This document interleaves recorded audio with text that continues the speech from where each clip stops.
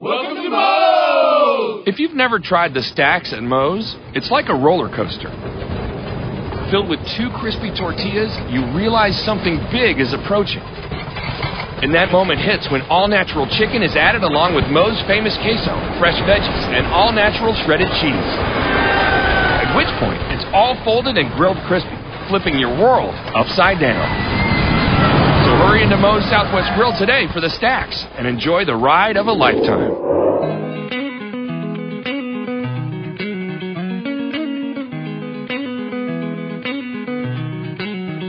Back on the Monday Morning Quarterback, NorthJerseySports.com's original multimedia series talking all things football across North Jersey. This is Season 3, Episode 5.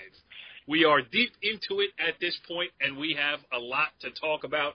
We have a big show lined up for tonight, and we will do it with our illustrious panel of North Jersey football insiders, starting with our man over there down in southern Bergen County, Jimmy Avatabile. Jimmy, what's going on? How's it going, Corey? What's up, guys? I like to give you the shout out to Lodi every week or so, every week, just to let them know that we're thinking about Lodi. The fine town of Lodi and all the great eating establishments that I pass there on Route 46. Also, we have with us the umpire of the year, Brandon Gregory. What's going on, Brandon? How you doing, Corey? Now, I understand before this show this evening you were umpiring a baseball game, and Jimmy asked you a very pertinent question before we came on the air here.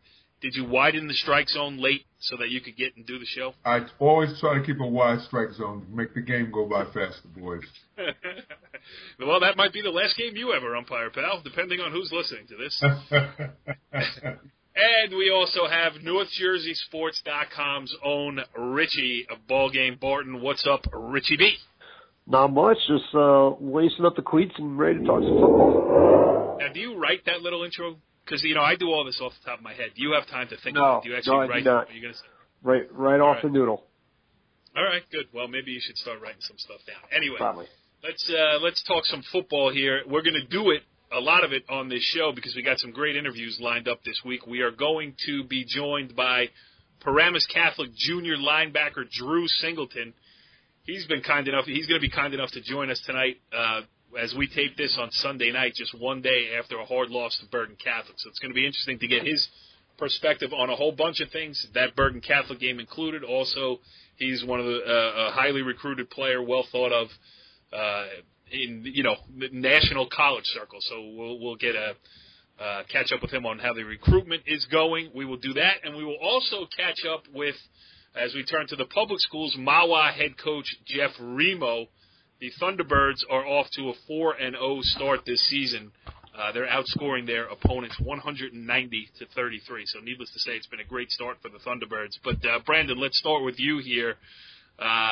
You got us Drew Singleton. Just maybe set up a little bit how that all came about. I actually know Drew's uncle, Mark. His uncle and I worked together as correction officers in Newark at Northern State Prison for many years, and Mark knew that I did a show with you before I retired recently, and I had his number as a contact, and I knew Drew, and I reached out to Mark, and we were fortunate enough to get him, Corey, Richie, and Jim. I'm very excited about it because we're trying to keep the balance, the parochial, the juggernaut that is non-public football up here in North Jersey, and the grassroots public school stuff. So I think we got a good balance tonight, and I think we should get right into it. At the end, after we hear the interviews, the first one with Drew Singleton and then with Jeff Remo, we're going to go around North Jersey. We got some audio to play from games, wins by Pascack Valley. I stood out there in the rain on Friday night to get these interviews, so you better enjoy those. I don't care if you like them or not. You better say you like them. And also from Park Ridge's win over Saddlebrook in a game that the entire rest of the staff was at. So we'll touch on some other games, some other big wins. It's getting interesting, and we can start to think about playoff positioning here at this point of the season. But before we get to all that, let's get to our first interview. This is going to be interesting here as we welcome in our first guest of the evening here on the Monday Morning Quarterback. He joins us on the Moe's Southwest Grill Hotline. He is Paramus Catholic Jr. Drew Singleton. Drew, thanks for joining us here on the Monday Morning Quarterback. No problem, no problem. Well, thanks for coming on. We appreciate it. And, we'll touch on a couple of things with you, obviously. It's been not just a crazy season, but a crazy couple of months over there at Paramus Catholic. Been through a couple of head coaches and everything else. Okay. Tough loss yesterday against Bergen Catholic. So just, why don't you just give us the mindset of where you guys are here? Because there's still so much to play for this season, even though it's not reflected in the win-loss column. Well, right now we just gonna just keep our heads up high and just keep on working. Cause just cause we lost yesterday doesn't mean our season's over. We still got a lot more football to play. We still making our little adjustments here and there. But most definitely we will bounce back. A lot. Oh, go ahead. I'm sorry. Yeah, and we still had the same goal that we always had when the season first started before we lost any games. We're still trying to get to the state championship. And that's what me and my team is going to do. Yeah, and, at Paramus Catholic, I know you guys aren't into moral victories or anything like that, but Bergen Catholic is, along with St. Joe's, as far as rankings, not that I pay much attention to it, but, people are looking at Bergen Catholic as maybe the favorite to win that state sectional championship. And you guys just played them, to a 27-21 game on their home field. So, can you take some confidence out of that, even if the final score wasn't exactly how you wanted it? I could definitely take some confidence out of that. Bergen Catholic is a very good team. I just felt like me and my team played our hardest out there. Some calls didn't go our way, but that's gonna happen all the time. And we basically just gonna keep working. Even though they're a good team, we work hard to get to this point. So we could be known as a good team, too, in New Jersey also. So, it's a tough loss, but we definitely going to get through it, though. Go ahead, Brando. Yes, real quick, Drew. Thanks for coming on. Just following a little bit behind Corey, then we'll go off the subject a little bit. With the 1-3 start, like you said, there have been high expectations placed on a team with all the returning players, yourself included, Rashawn Gray, and amongst players that are on Rashawn Gary, amongst players on this year's team. How has the team overall dealt with the expectations, Drew? Me personally, I feel like we've been doing very, very, very well with the expectations, because me and my team, we work so hard that we don't even fold under pressure or break under pressure. We just play the game that we know how to play. It's not really a very accomplished thing when it comes to my team and pressure. We most of the time we're always considered the underdogs. Ever since before the state championships, we were considered the underdogs, and we still dealt with that very nicely. So we've been handling the adversity and expectations very well. Go ahead, Brand. Keep going. Yes. With this year, you being one of the more highly recruited athletes in the North Jersey area, you have an offer from Clemson. I hear that you're hearing from Alabama, Michigan, Boston College, all the other various schools throughout the country. With that being said, how have you dealt with that along with your schoolwork in preparing for obviously what's going to be a lot of traveling and on top of school, Drew? Right now, I've really just been focusing on just helping my team get to the state championship and just being a better football player and a better leader for my team. I'm just taking my recruitment process in stride right now. I'm not really going too hard, too heavy on any colleges. I made a few visits here and there, but mostly overall, I'm just taking my recruiting in stride until after the season. We had Jordan Fuller on a couple weeks ago, and he was saying that he I know it can be a pain. You got phone calls, you got text, tweets, everything coming your way, and you're trying to focus, as you said, on the game of football itself. But Jordan said that he's enjoying the process because he realizes that not so many kids get the chance to be a highly recruited athlete. Do you feel the same way? Oh, yes, most definitely. It's definitely a blessing, and it's definitely a humbling experience for me to be notified as the player that I am. I appreciate everything and all the notoriety that I'm getting. But also, I got to, keep my mind on the goal that's set ahead. But most definitely, I enjoy the experience. I thank God every day for putting me in the position that I am in right now. So yeah, most definitely, I'm definitely thankful for the position that I am. I'm definitely thankful for all the notoriety that I'm getting because I did work hard to get to the spot where I'm at right now. It's just going. All right, so, yeah. Go ahead. No, I was just gonna finish off and just say, I'm only trying to get better from here.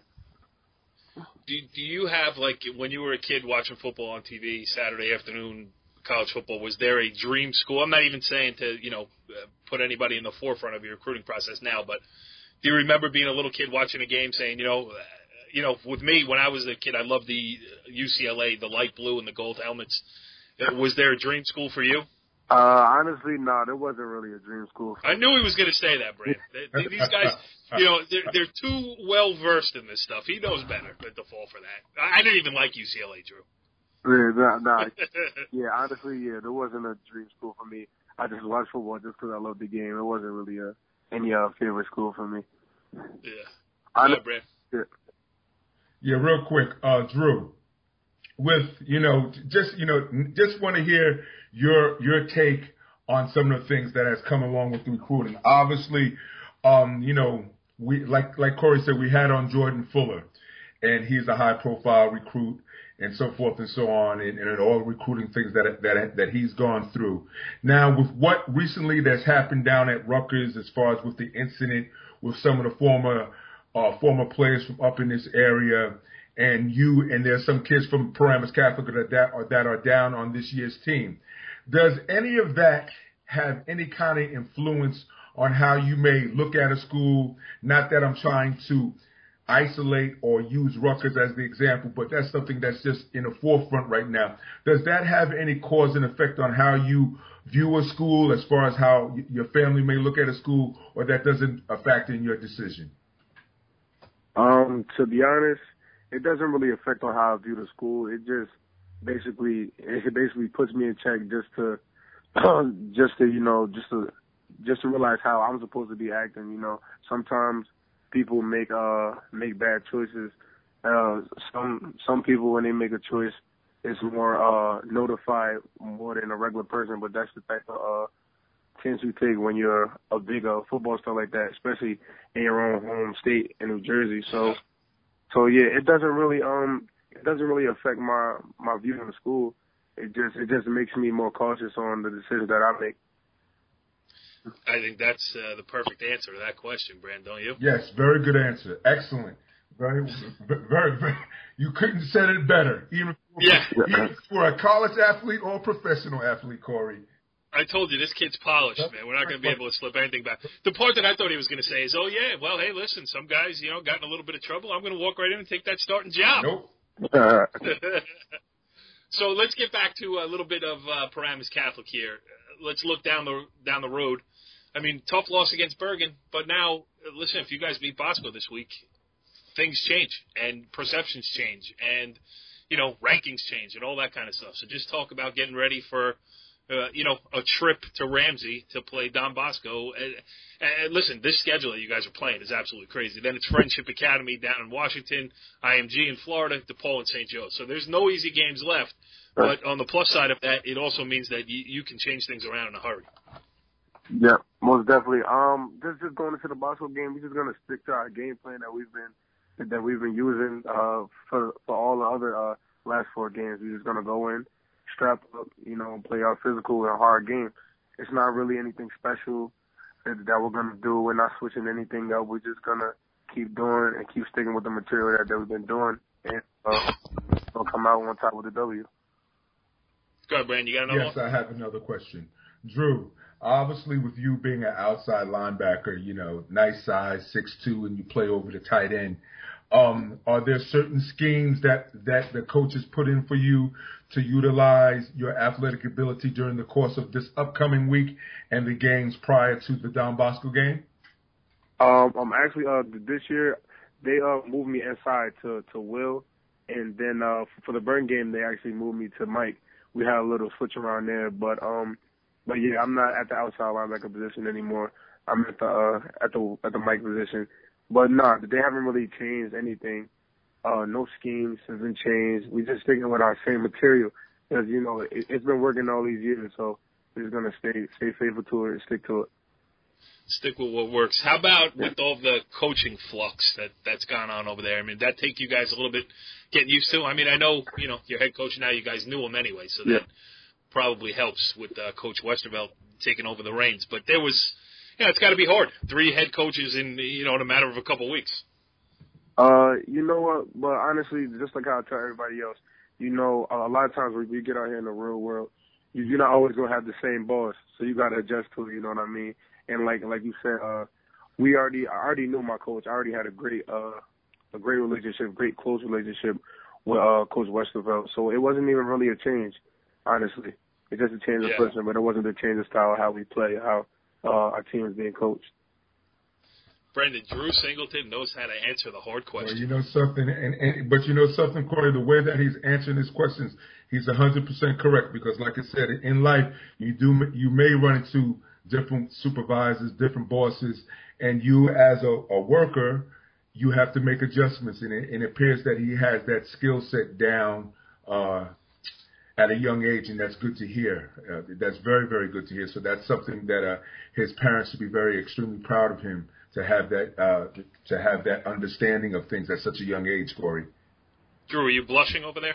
Nah, no sir. It was great having you on here tonight. We appreciate you taking the time to join us. Listen, this is the first time I've ever got to interview you, and I think you did a great job. You got really mature answers to mature questions. So, well, I don't know if my questions were that mature. I shouldn't be that presumptuous, but you certainly had a lot of mature answers, and it sounds like you got a lot of things on your plate right now, and you're really handling them very well. So, listen, we wish you the best of the luck going forward with this season. Happy to, we hope to see guys turn things around. And we haven't had a Don Bosco player or coach on Brendan this year, so I can say it out loud. I'm rooting for Paramus Catholic this week. I appreciate it. Thanks a lot, Drew. All right, well, switching gears from a non-public football player to a public school coach, joining us now on the Moe's Southwest Grill Hotline is Mahwah head coach Jeff Remo. Coach, thanks for joining us here on the Monday Morning Quarterback. Yeah, thank you very much. It's a pleasure to be here. Do you really mean that? I mean, I know you well enough and long enough now. I think you might have a little hint of sarcasm in your voice. Oh, I'll be honest with you. I've been on this huddle all day long, so I need a break. So I'm ready. All right, good. So let's talk about the Thunderbirds a little bit here. Off to a 4-0 start to the season. Hard to do better than that. Is this kind of what you were hoping for, expecting, or, how do you feel about 4-0? I think, hoping and expecting, most definitely. My senior class and my junior class were both undefeated freshman teams, and I knew this was going to be a good year. And, we really anticipated being a Group 3 school, and we thought we could compete with those people. And then, when we got the news that we were a Group 2 school, it was very surprising to us. So how do you feel about that? Because, when you get – go ahead. No, you answer. Obviously, going into the season, looking at everything, we really thought we could, compete at the Group 3 level. And I guess, I don't want to say it makes it any easier, but we're obviously playing – we're the big fish in a small pond now. Right. Go ahead, Jimmy. Yeah, Coach, you mentioned 4-0, and obviously when you look at the records, you really haven't been tested that much yet. Big win over Westwood. But offensively, you're averaging over about 45 points a game, and your offense is led by outstanding dual-threat quarterback James Silianto. If you can mention what makes him such a great player, and also you mentioned about having an experienced offense, how much that helps. Right, no doubt about it. Well, first we'll start with James. Last year he was kind of thrown in week 2 as a starting quarterback, and he's gotten better every single game. This year he actually throws the ball much better than he did last year. So he's a dual threat, and he's a heck of a competitor. He's one of the toughest kids I've ever coached in 25 years of football. Yeah. How about the rest of the offensive guys? Name some of the guys who've been, like Jimmy mentioned, almost 45 points. You've outscored your opponents this year 190 to 33. So right. Obviously it's more than one guy getting the job done. Talk about some of the other kids. Most certainly my offensive line. My center is a senior, Brett Kennedy, does a great job. Matt Loretti at right guard. I tackled Dean Maneri, and at the other tackle, Joe Chismidia. They are just, when you watch the film, they're coming off the ball and they're blocking people, and they're doing a great job. And, for an offense to work, those people got to move some people off the ball, and they've been doing a great job doing that this year. Absolutely. Go ahead, Jimmy. I don't want to steal your question, so you. Okay. Shoot. Coach, obviously you wear two hats at Mahwah, obviously coaching baseball, and you've been very, very successful doing that, and obviously football. At a small school, what kind of an advantage is it for you to have kids playing multiple sports like James Siliento, Alex DiMartino, and a bunch of the other football players? Well, I'm very fortunate. We promote at Mahwah kids to play two sports. We have kids that actually play three sports. Kind of promote that. It makes it easier for me during, when I am coaching, because I have some assistant coaches who are in the weight room with the kids, and they're running them and doing speed and quickness stuff like that all year round, like everybody else is doing. So that's one reason I can do that, is because I have some great assistant coaches that are, help me out a ton. How do you see it? Present day, as far as when we were kids, everybody was a three-sport athlete because you didn't really know any other way. How is it at Mahwah? Do you feel like you have to push kids to, hey, try this, or is it still a little bit old school at Mahwah? I'm not sure. It's just, you always have coaches that want to tell kids they want to play a sport. They should play the sport year round. And, at Mahwah, because I do coach baseball and football, it makes it a little easier for me to tell the kids in the summer, hey, if you have a basketball game, go ahead. If you have a baseball game, go ahead. But we're going to be in the weight room and we're going to do our conditioning. We try and time it so it doesn't conflict too much, but at times it does conflict, and we don't pressure the kids too much. But for the most part, this summer has been a great summer. They showed up and we worked hard. If a kid gets hurt in football season and you can't use them in baseball season, do you ever ream out the other coach? No, that wouldn't happen. Right. Well, that'd be reaming at yourself. Right. My attempt at some bad humor. Jimmy, you got another one? Yeah, Coach. Obviously, the last 2 years, you've been to the playoffs. You've gotten to the quarterfinal round and lost some tough games. What do you think you have to do better as a team to advance to Giant Stadium? Well, we've set goals this year, and we mentioned the goals we set, the short term and long term goals, and it started in the summer in the weight room, and we remind the kids every day of practice. We're going to practice like a champion today, and it's little things like that keep us going. How about just the competition on the schedule? And listen, I'm not going to disparage any other team. You haven't hit the real meat of it yet. I mean, obviously the Westwood one was big, just on a psychological level, because Westwood has been, the dominant player here for the last couple of years. You guys took care of business there. You got Ramsey this week. Correct. But, it's not every week that you're getting your best test. We had Nunzio Campanile on a couple of weeks ago, and he was saying for the parochials, every week it's best on best. Not the case for you guys. So how do you deal with that? Well, like I said, we have Ramsey coming up this week. They're a very good team. They're 3-1. We have Riverdale in 3 weeks. Pascack Hills coming up. Richfield Park. Those are all pretty good football teams. So we're a public school group 2 public school, and basically we're playing group 2s and group 3s, and that's just the way it is. Jimmy, you got another one? Yeah, Coach, my last question. You talked about what a big win the Westwood game was. I was at the game last year. It was, I believe, tied halftime, and they came out and really did a nice job physically against you in the second half and won convincingly. It seemed like the roles were switched this year. You came out and with, Jim Siliento running the ball very effectively. Was that something you really harped on that week about, hey, we have to be more physical than they were? We kind of say that every week, but, talking about Westwood, last year they were a predominantly senior-laden team, and we were a junior-laden team, and, that's how things change, so I think that's kind of what happened.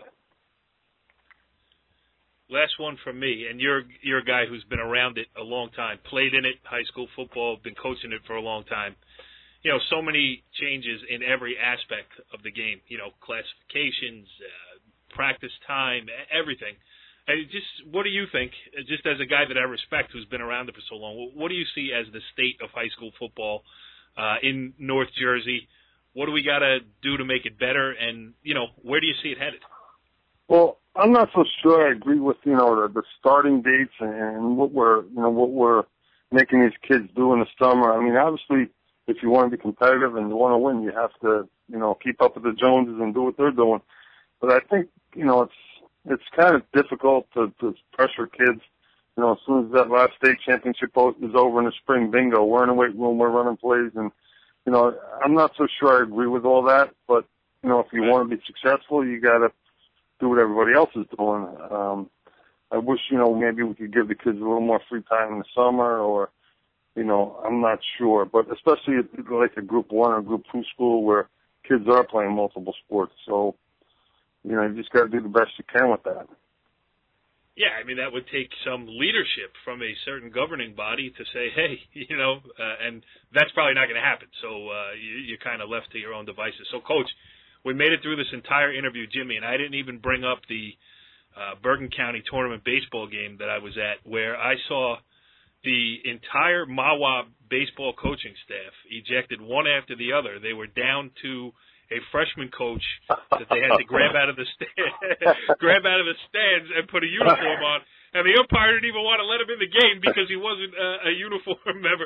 Coach, was that the one of the craziest things that you've ever seen in high school sports? Yeah. It certainly was from my perspective. There's so many games that you say I'll take to my grave, and that one I will never forget. There was a certain umpire, I won't mention his name, but that was kind of an embarrassing moment for us, and I will never forget that. You had nothing to be embarrassed about. I mean, that was the most ridiculous thing I've ever seen in my entire life. Certainly was. Your assistant coach got thrown out before he even stepped foot out of the dugout. He's like, "You want one? You're gone." That's exactly what happened. And, I'll never forget that day. That was a classic. It gave me something to write about that day. So for that, I do appreciate it.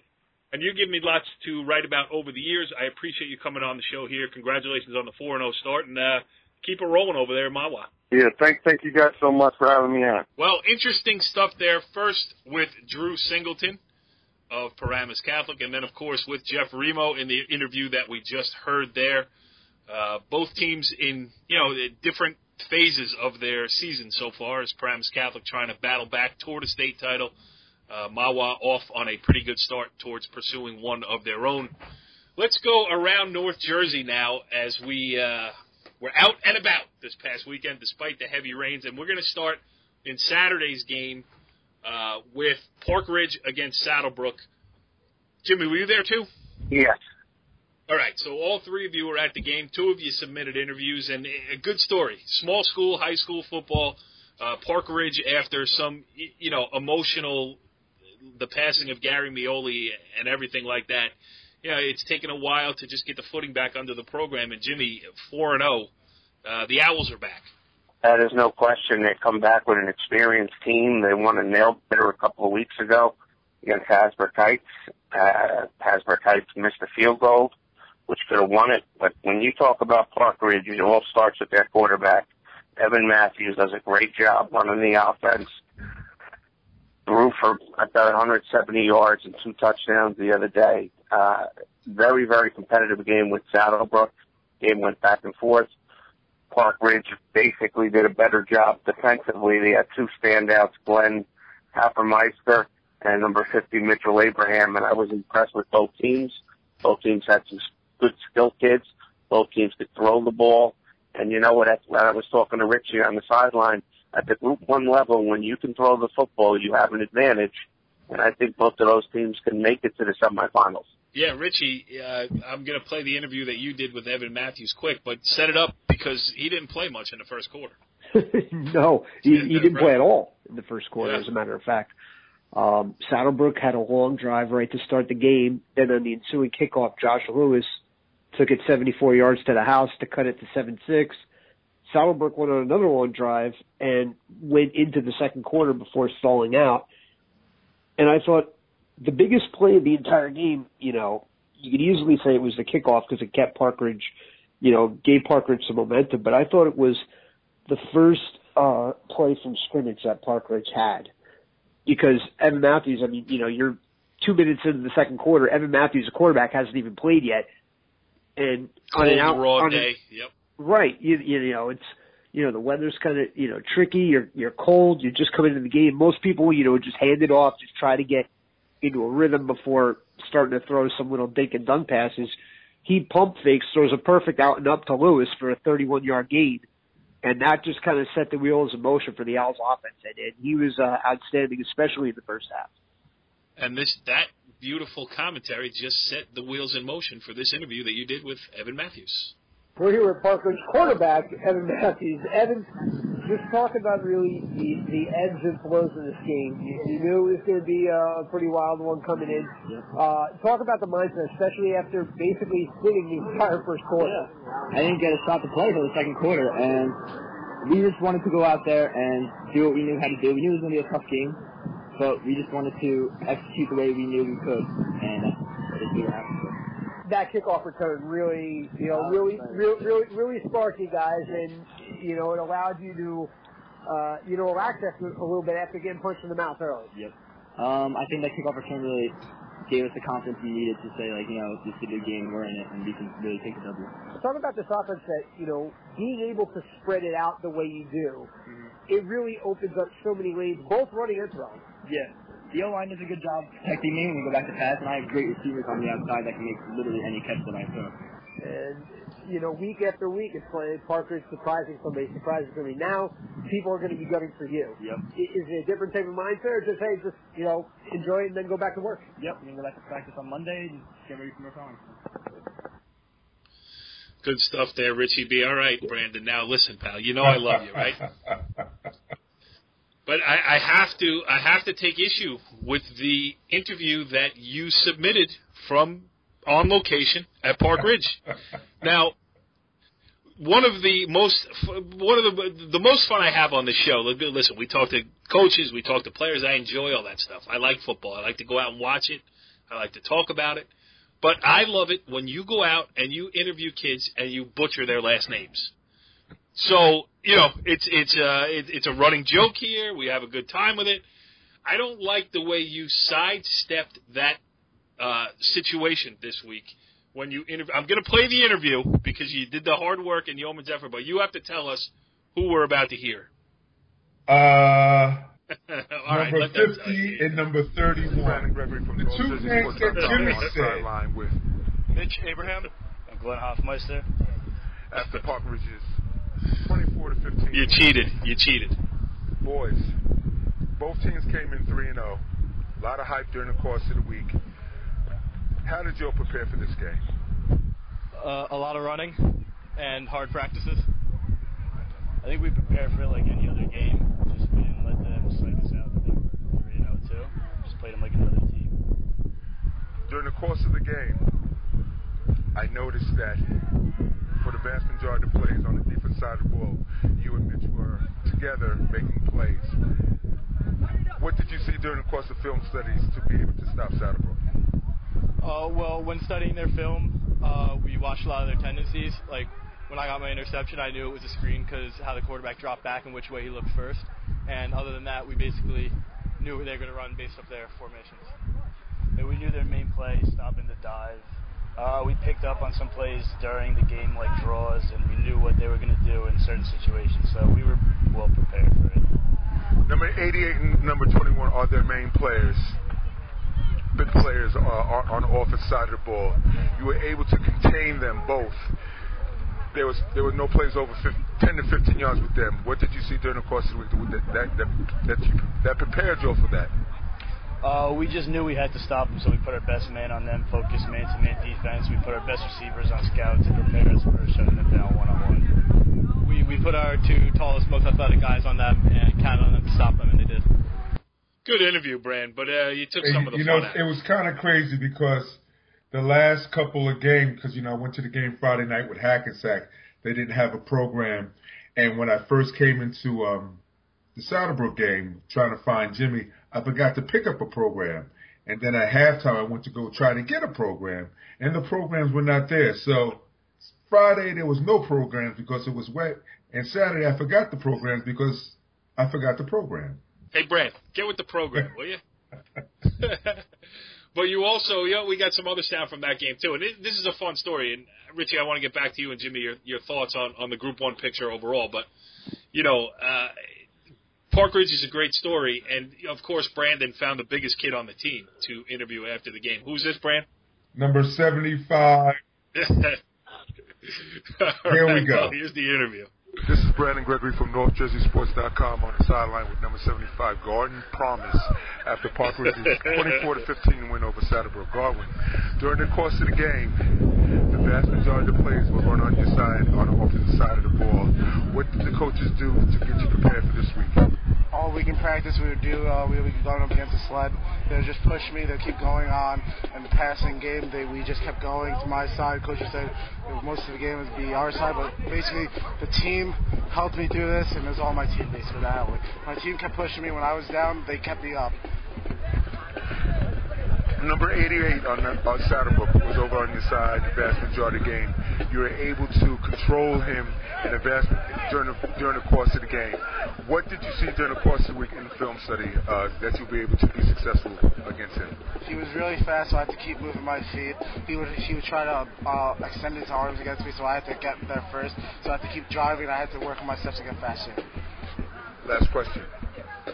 During the course of the game, I noticed that you're very athletic and you're able to pull from the tackle position. What were the coaches preparing you for also during the course of the week to be able to do that? They would keep throwing the same play over and over until I got to my right position, and I would have to, after conditioning, we would have to keep running.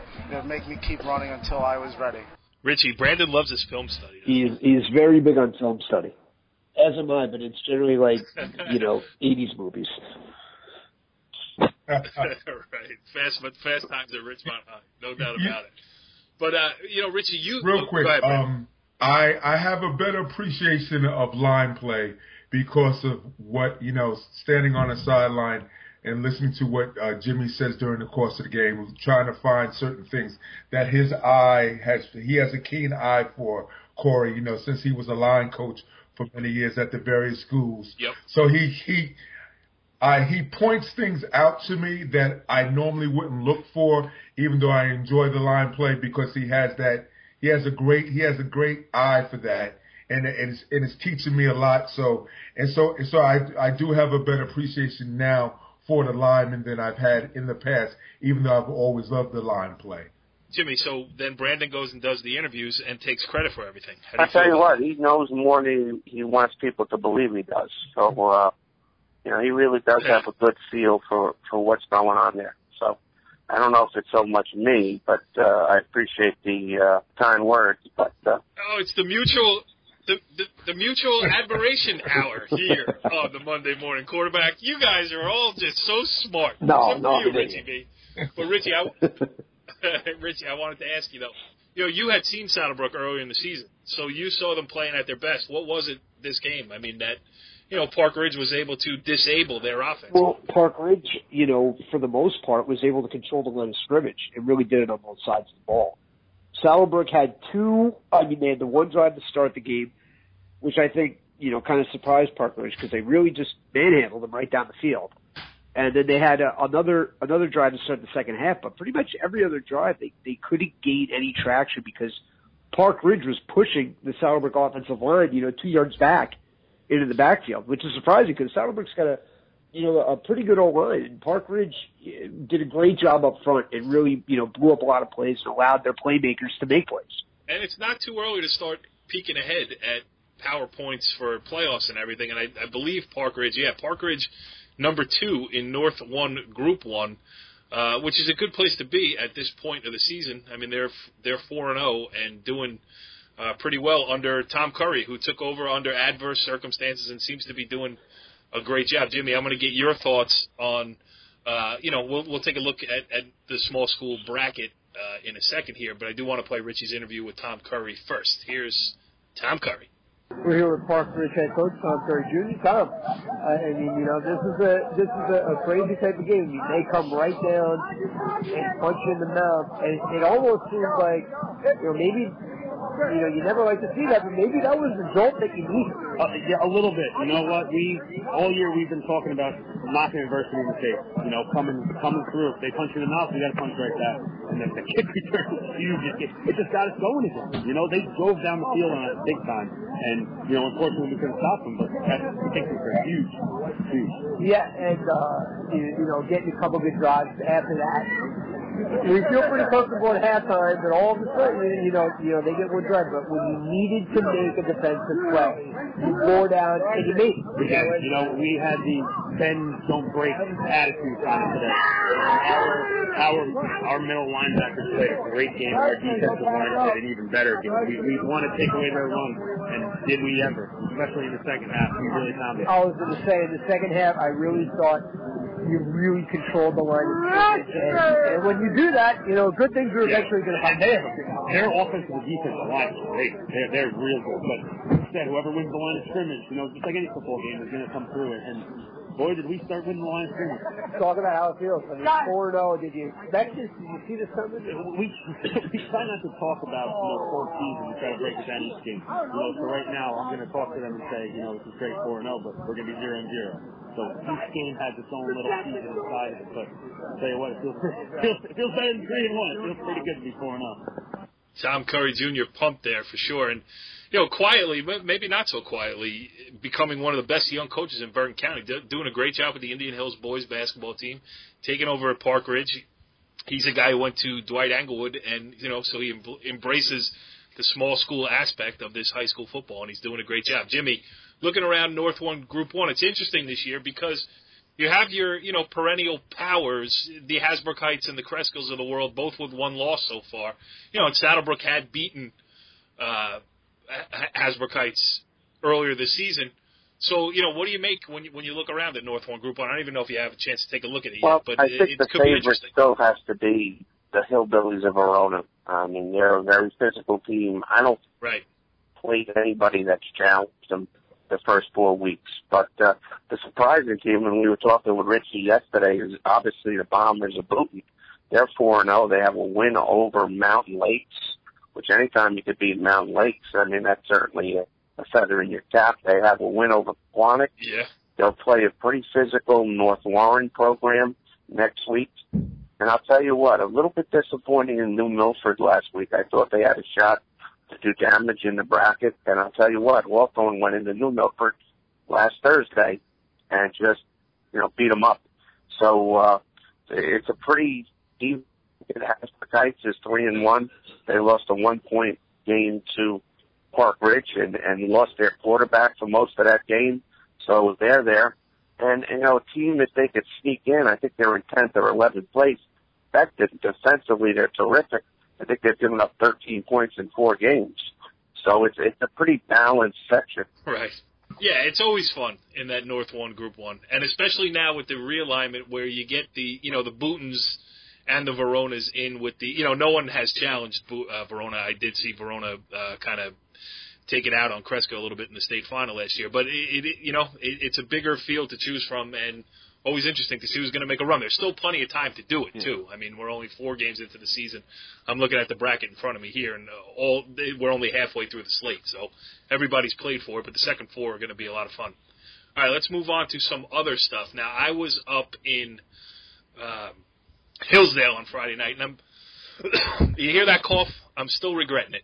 I haven't dried out. It poured from 10 minutes before kickoff until 10 minutes after kickoff, and I think when I got in my car, finally, soaked to the bone, top to bottom, was when it let up a little bit. It didn't do me any good, obviously, at that point, but it was a fun game to watch. And we've been talking about Pascagoula Valley all year, and why not? They are the 2-time defending state sectional champions. Richie, you saw Wayne Hills last week. You were very impressed by them against Northern Highlands, but this was their first real test. I mean, not that the opponents that they played have not been good, but not on the level of Pascagoula Valley, who's been, taking names all season long as they look for state sectional championship number 3 in a row. And the experience factor that comes into play in a game like that was just obvious. Mike Pimpinella, make a long story short, Wayne Hills scores late in the second quarter to make it a 14-7 game. They're trailing. And Pascagoula Valley looks like it's going to be content to just, run out the rest of the clock. They got they're on their own 33-yard line. It's just about 10 seconds left to go in the game. And Mike Pimpinella and quarterback Colin Diedrich, a 3-year starter, kind of, have this idea that, hey, let's take a shot here. What can it hurt? It turns into a 67-yard touchdown pass that really changed the complexion of the game. That made it 20-7 at the half, and they needed every one of those points because they held on for a 23-20 win against a very good Wayne Hills team. I caught up with Mike Pimpinella after the game. Also mentioned, I believe in this interview, is a fake punt that he's the punter, and deep in his own territory, I think it was a 4th and 6 or a 4th and 7, he decided to keep the snap for himself and run for a big first down that really changed field position because by the time Wayne Hills got the ball back, it was on their own 3-yard line. Pascagoula Valley didn't score on that as a result of that specific play, but it did change field position, which was huge in that weather, in that atmosphere, in that big game type of atmosphere that it was up there in Hillsdale. So Mike Pimpinella really, physically and mentally had a big hand in that. At the end of the half, we just kept running it, and it was just me one-on-one with the corner, so I figured, hey, last play, let's just take a shot. I told Colin ran it by the coaches, and Colin threw a phenomenal ball. He put it perfectly right inside. Just a great way to go out and set the tone for the rest of the game. The fake punt was huge, too. Coach in the locker room said it looked like there was a huge hole, and he said he would call it, but, keep it in the back pocket. He didn't call it, but I kind of just went for it. So it had nothing to do with the snap? It was in your head before the high snap? Yeah. Actually, a teammate ran by me, and he was like, screw it, just run it. And, do you want to mention that teammate's name? Yeah, Connor Jones. Absolutely. Connor Jones ran right by me. He's a Hawk. And he was like, screw it, just run it. And I did.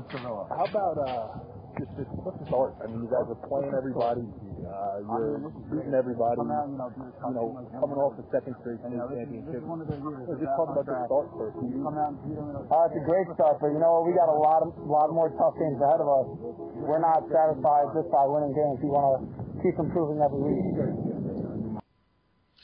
I mean, Brandon, what else can we, they're doing everything they can here. They're playing everybody. They're beating everybody. What else can we say at Pascagoula Valley here? I mean, obviously as far the season looks good for the in my opinion, from watching some of the bigger schools in Pascagoula Valley and going to several games as far as the public school, overall, I think they're the best team that I've seen public school-wise, and the reason why I say that is because, like you said, the quality of the opponents that they've played. Beating Hackensack, playing Montclair, which is normally very tough. So when they had to prepare for the game and play Wayne Hills, they were able to handle the adversity that came along in the during the course of the game. Their point of attack, I could only imagine, was very good as far as the line play is concerned because Wayne Hills is pretty big up front. So I think right now, leading up to 2 weeks from now in the Pascagoula Valley Old Japan game, Pascagoula Valley is the best public school team in Bergen County, in my opinion. Yeah, it's hard to argue with that. And I will say this, though. I came away very impressed with Wayne Hills. I mean, Brandon DeVera a true dual threat quarterback. He can run it, he can pass it. Joey Kenny is a monster of a tight end who's got soft hands. Made a great catch for a touchdown over a defensive back in the corner of the end zone. And Vincent Laverty loves playing in the rain. He was flying. He made 3 diving catches, literally 3 diving catches.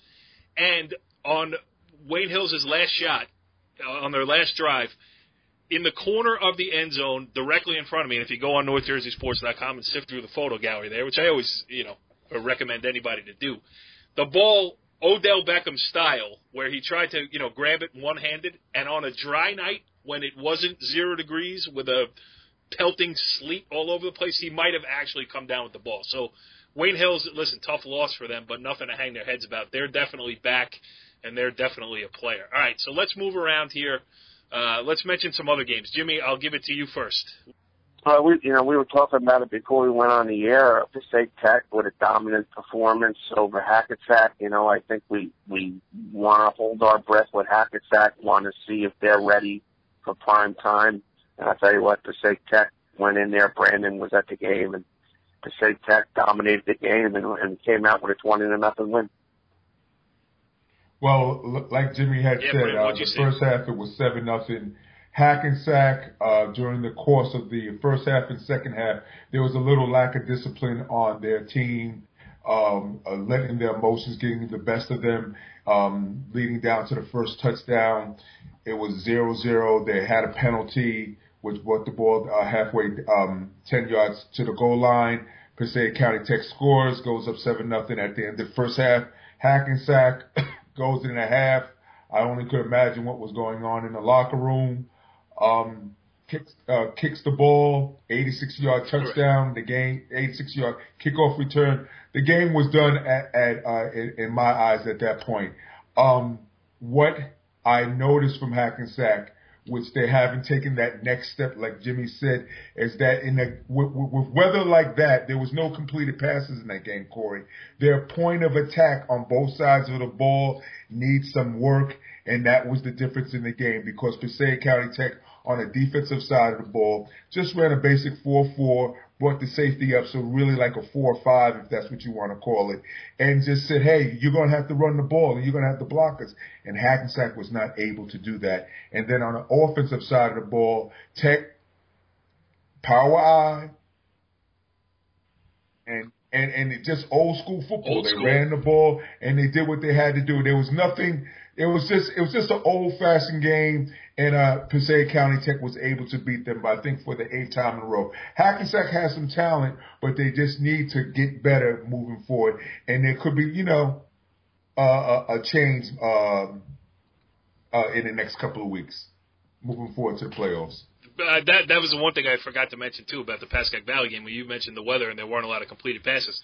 Wayne Hills and Pascack Valley were throwing the ball all over the place and completing passes. It was really a fun game to watch had I not been soaked to the bone.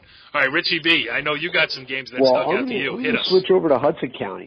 As you are wont to do on many occasions. There's nothing not to love about it. Yes. I'll tell you what, there's nothing not to love about Lincoln.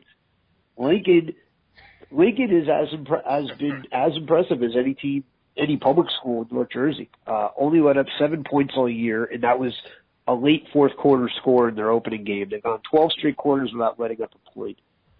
Highlighted with an 18-0 victory over Union City this week. And the interesting thing is that their quarterback, Zymir Gordon, who has been their starter the last 2 years, now a third-year starter, did not play. Was suspended for some violation of team rules. Not sure what those were. Not here to speculate. But, Frank Darby, who if you haven't seen him, you should. Jimmy will vouch for me. One of the better players in North Jersey, period.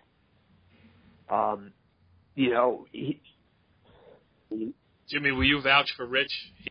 Without question. I was talking to Anthony Campanelli, the wide receiver coach at Rutgers, and he absolutely loves the kid. So, he's certainly a gifted player, no question about it. No, I saw him last year against Mountain Lakes, man. He is legit. Anyway, he filled in at quarterback, as did another receiver, Jason Harrison.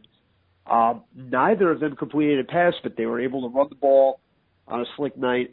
But defensively, Union City is not a slouch team, and to shut them out is pretty impressive. And another team, that has been impressive we haven't touched on, Hudson Catholic, the only team in New Jersey so far who has not let up a point. How about that? Another Hudson County fact, out of the 7 Hudson County games this week, 6 of them were shutouts. Pretty crazy. Richie Barton doing his Hudson County homework. Yeah, good stuff. Maybe Richie, it's time for you to take a trip to Cave and Point. Lincoln's got a couple, they got a showdown with Hoboken coming in 2 weeks, and then Hudson Catholic right after that. So it's going to be an interesting time come late October for them. Isn't the Hudson Catholic head coach a friend of yours? Louis Zampella, that's right. Louis Zamps played at St. Peter's College. Him and I battled in many intramural sports, and I know that he's completely out of his mind, as am I. Right. And we've battled on the basketball court on many occasions, but I'll tell you what, he is a very, very good defensive coach. And they haven't played the tough schedule, the meat of their schedule as of yet, but anytime you play 4 games and don't let up a point, that's pretty impressive, no matter who the competition is. And especially considering the state of Hudson Catholic football when he took over. To not give up a point is, would have been unfathomable before he arrived for a couple of years there. Exactly. Rob Stern did a great job there. Then there were a couple of lean years, and but Rui's got him back in the right direction, and they're in an interesting section. Now public Group 2. Now that it's a little bit bigger, I mean, you got Immaculata in there, you got St. Joseph Hamilton, who's always very tough in there, but Hudson Catholic, I like to see what they can do against top competition. Well, why don't you get us a guest on the show? I mean, you used to play the guy in Tecmo Bowl. You can't get him on the show? that could be arranged. All right, Jimmy, you got another one for us? Yeah, I just have three quick ones. Obviously, Rutherford being 4-0, Kevin Kalsikowski, Brandon's buddy from last year, seven touchdowns the other night. Richfield Park going into Westwood, even though it's a younger Westwood team, just physically beating them, just a great performance. In the rain, I kind of question why a Westwood team that likes to spread it around would play in the downpour. I think it played right into Richfield Park's hands. But certainly Richfield Park is a very dangerous team. Yeah, absolutely. Brandon, go ahead. Sorry, Richie. Yeah, I was going to say, and, that's the type of team, if they get a lead, look out. They've got Aiden Kenny, one of the better offensive linemen in Bergen County, at left tackle, 6'5", 300 pounds. He really, really is a road grader, and he knows how to move people off the ball, and they've got two bruising backs in Elijah Carlos and Dante Capersa. Yeah, definitely. Richfield Park worthy of a little bit more attention here on NorthJerseySports.com. And Brandon, the last game I think we should touch on, you did it again, pal. You put the Monday morning quarterback kibosh on last week's guest, Zach Van Cat. Glen Rock goes into Waldwick and won last week. Well, you know something, and watching Glen Rock 2 weeks ago against Pompton Lakes, Corey, you could see that they were pretty prepared for, they were going to be prepared for Waldwick, Midland Park. They did a good job against Pompton Lakes. In games like that, when you have to play 4 full quarters of football, normally leads you to having success moving forward. So that game, I think the game against Pompton Lakes built confidence so that they knew that they could play against Midland Park, because Midland Park the past 2 years has beat them, I think, like 88, has scored like 88 points to maybe less than 15 points for Glen Rock. So I think this was a confidence booster from last week leading into this week against Midland Park. An action-packed show here on Season 3, Episode 5 of the Monday Morning Quarterback. You can tell that we are into the thick of this high school football season because we're into it, we're all over the place, and we will continue to do just the same. Follow the leader.